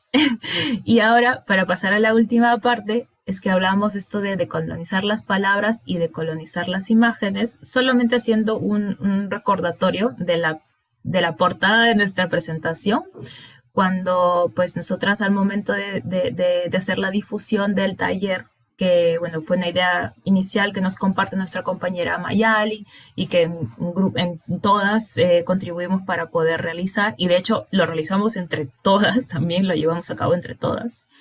Y para ello nosotros ya en ese momento, el año pasado, empezamos a trabajar desde una metodología propuesta por nuestra compañera Paola Araiza, que es de México, y pues el cerebro de Paola es maravilloso porque generó toda una metodología en la que nosotros contestamos estas preguntas iniciales, pero ¿cómo hacemos para volcar tanta información?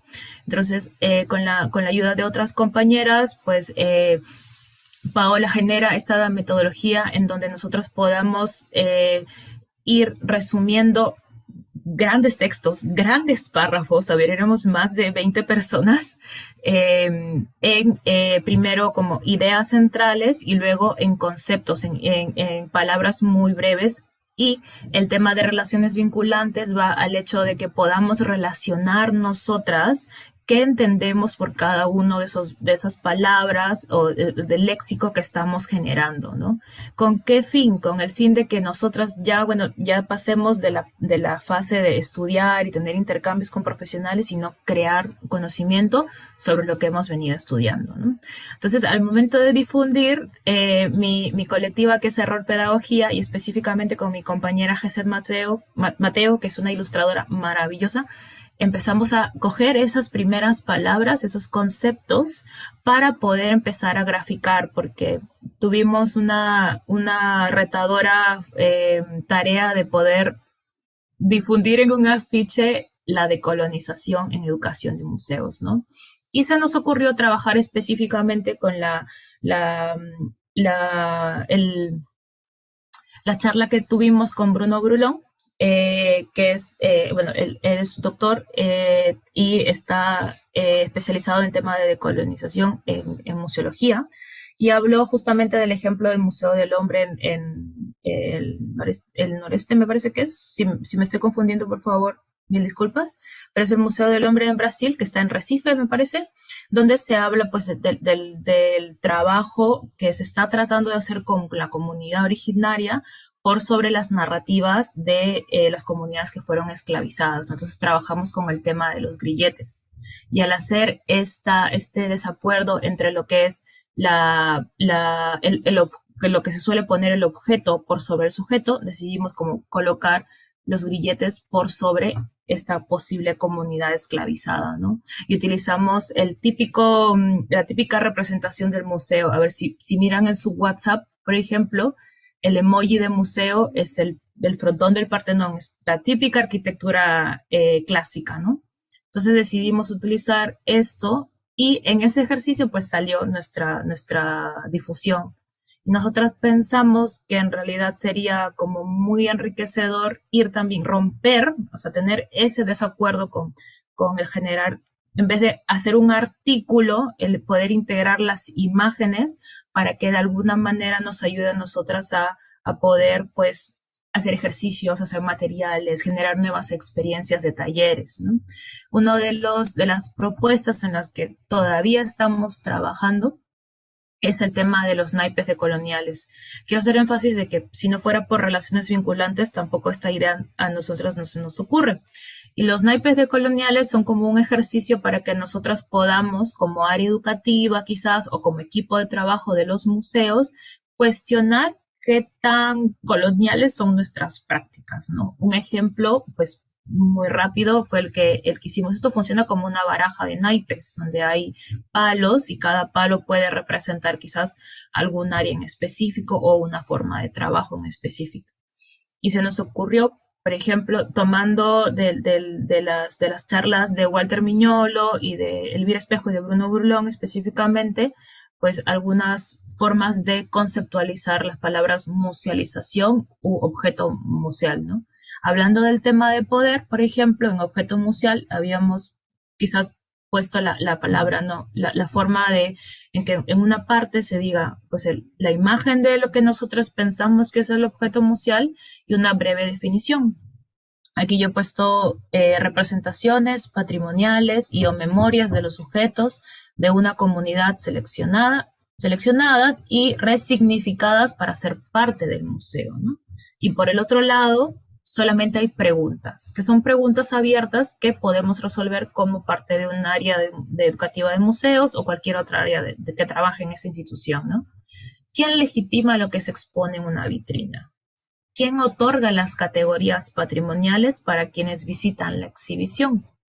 ¿A qué nivel pueden resignificarse los objetos al convertirse en museales, ¿no? Y esta es una de las propuestas en que el equipo ahorita mismo pues está trabajando, que es una tarea bastante ardua, pero también hay otra más que se integra gracias a pues el ejercicio de hacer el taller con nuestra compañera, desde la idea de nuestra compañera Mayal y que Irene nos va a comentar en este momento.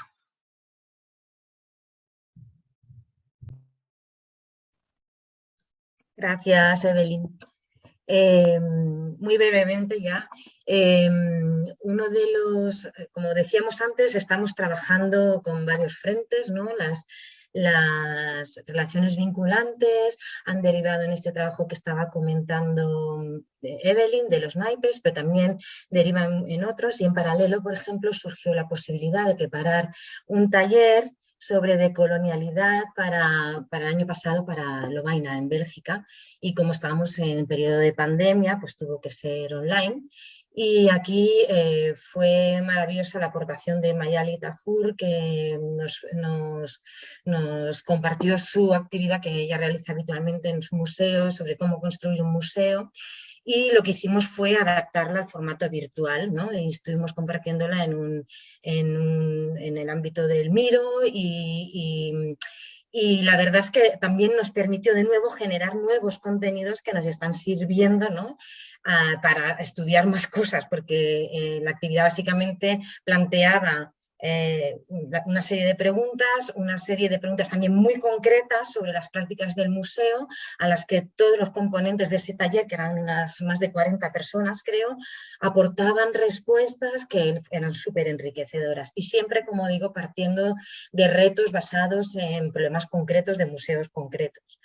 Esto es muy importante decirlo porque estamos hablando muy en abstracto, pero en realidad lo que buscamos es en definitiva generar posibilidades de trabajar en la realidad del día a día de un museo, ¿no? Y todas estas reflexiones sobre las palabras, las imágenes, la representación, al final se concretan en productos, por llamarlo de alguna forma, en dispositivos que los museos puedan utilizar, como por ejemplo no solo este taller virtual, sino también abajo veis un icono de un museo recortado y es porque estamos también construyendo una versión del museo recortable para poder generar un PDF para que diferentes museos se puedan plantear con sus equipos, reflexionar sobre formas de decolorizar su institución, ¿no? Todo esto son trabajos en curso, como decía Evelyn, y que son apasionantes, cada día aprendemos, y que siempre abren a nuevos trabajos, claro. Entonces, no sé por qué no puedo seguir, perdón, me ha bloqueado el ratón. A ver, ahora. Ahora. Otra de las vías de trabajo que estamos explorando y es lo que llamamos también esta vía de prototipo, de generar productos o dispositivos compartibles, reproducibles, de fácil acceso para todos los museos que así lo quieran, es este que se llama Se me ha caído el diccionario porque es un proyecto que existía de antes. Es un proyecto que existía de antes, pero que se pone a disposición del grupo de trabajo para que establezca o dé la oportunidad a los museos de establecer una nueva dinámica, a saber, cuestionar el lenguaje que se está utilizando desde dentro para referirse tanto a las imágenes como a las realidades representadas. Es decir, implica en primer lugar un estado de escucha, una idea de darse cuenta de que hay ese desajuste que comentábamos antes y ponerse en disposición, ¿no?, de afirmar que al diccionario se le ha caído el diccionario, perdón, que al museo, repito, se le ha caído el diccionario, que ha perdido los referentes, que los referentes que tenía hasta ahora no son justos, no son correctos o no son exactos y que tiene que hacer una acción de recolecta de palabras y para ello tiene que sentir esa necesidad, es una especie de juego, pero en verdad es establecerse el reto, ¿no?, de buscar donantes de palabras. Evidentemente tendrán que ser esas comunidades que hasta ahora no se han visto representadas, ¿no? Podría ser el pescador que mencionaba antes Evelyn, que si se encuentra una cartela en el museo que dice figura antropomórfica, seguramente él delante de esa cartela le pueda comunicar al museo, oiga, es que esto no es una figura antropomórfica, es un pescador, ¿no? Y ante esa acción es cuando el museo diría, ok, tenemos que buscar más donantes de palabras para poder corregir esas cartelas que acompañan a las obras y que están excluyendo a las personas de las que se supone que hablan los objetos y a las comunidades de las que se supone que queremos aprender. Entonces se proponía estamos trabajando en cómo ese proceso de reconocer que al diccionario que al museo, repito, se le ha caído el diccionario y esa búsqueda de donantes de palabras y esa colecta de palabras, pues estamos buscando la forma de establecer una metodología reproducible, replicable, sencilla, con diferentes niveles de complejidad según los medios que quiera poner cada museo, para realmente recopilar esas palabras que se ajusten más a las imágenes. Y además una cosa que comprobamos con este proyecto en otros contextos es que recibir palabras nuevas implica a menudo reubicar imágenes, es decir, las imágenes cambian de significado y se tienen que ubicar o posicionar de forma distinta respecto a las otras, ¿no? Entonces confiamos también en que esa forma de abordar el lenguaje y de reconocer que hay que trabajar de nuevas con gente que hasta ahora no está hablando, implique también, pues seguramente haya que desmontar más de una peana y colocarla de otra manera y que los objetos tendrán que comunicarse de forma distinta entre sí. De nuevo, como decíamos antes, reemplazar el discurso preexistente para poder hablar de narrativas múltiples y posiblemente en movimiento, porque no es un trabajo definitivo y seguramente va a recibir más voces, ¿no? Y con este ejemplo que hemos querido cerrar, con estas dos frases que esperamos que también nos inspiren, y también quieren indicar que seguimos con un trabajo abierto, en curso, abierto a todas las posibilidades. Asumimos que ese trabajo de decolonizar y de buscar e investigar nuevas relaciones más sanas entre las imágenes y las palabras sea realmente un objetivo compartido, múltiple y de nuevo coral, ¿no? Que lo que lo acerca, lo que lo acerca a que sea algo orgánico y a la vez verdadero es precisamente que viene de voces diversas que se escuchan, ¿no? Y nada, pues os invitamos a seguirnos y esperamos que os haya interesado la charla, que sabemos que es muy poliédrica, pero vamos, estamos aquí para las preguntas que tengáis. Muchas gracias. Muchas gracias. Gracias, Irene y Evelyn. Súper interesante. Agotadas mentalmente, nada, mentira. Estuvo muy bueno.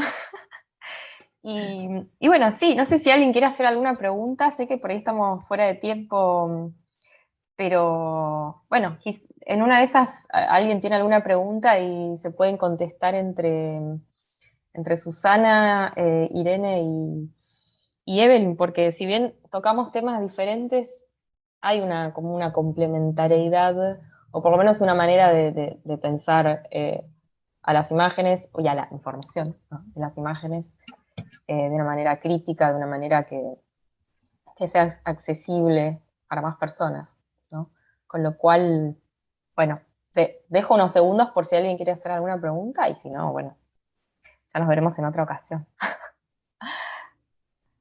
Hay mucho en el chat. Bueno, como esto sale en vivo, voy a hablar un poco del chat también, ¿no?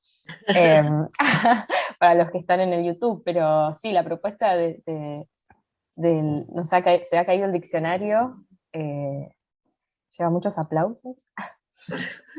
Bien. Acá preguntan páginas web para conectar con los proyectos.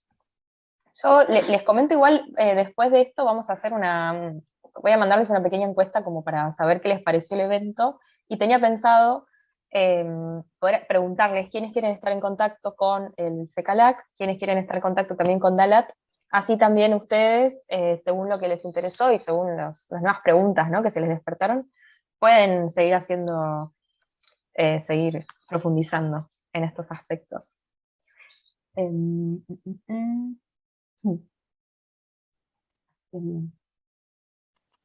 Susana dice también que se va con mucho para pensar. Qué lindo eso también, ¿no? Cuando entre las personas invitadas también, ¿no? Se va con muchas preguntas nuevas, ustedes con la accesibilidad, ella con esta cuestión de lo de colonial, y yo con todo junto. O sea, porque acá aprendimos un montón desde Wikimedia Argentina y de la Fundación Wikimedia, así que también para agradecerles un montón a todas ustedes por haberse sumado. Así que, bien. Eso, sí, bueno, si quieren dejar sus emails en el chat también, más fácil, además, para poder contactarse quien desee. Ya sea un mail del CECALAC o personal o lo que ustedes consideren, ¿no? Obvio, y de Susana.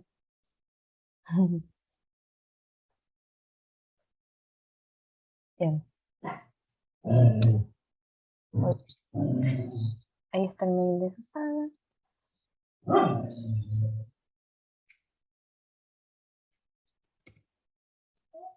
Qué bueno.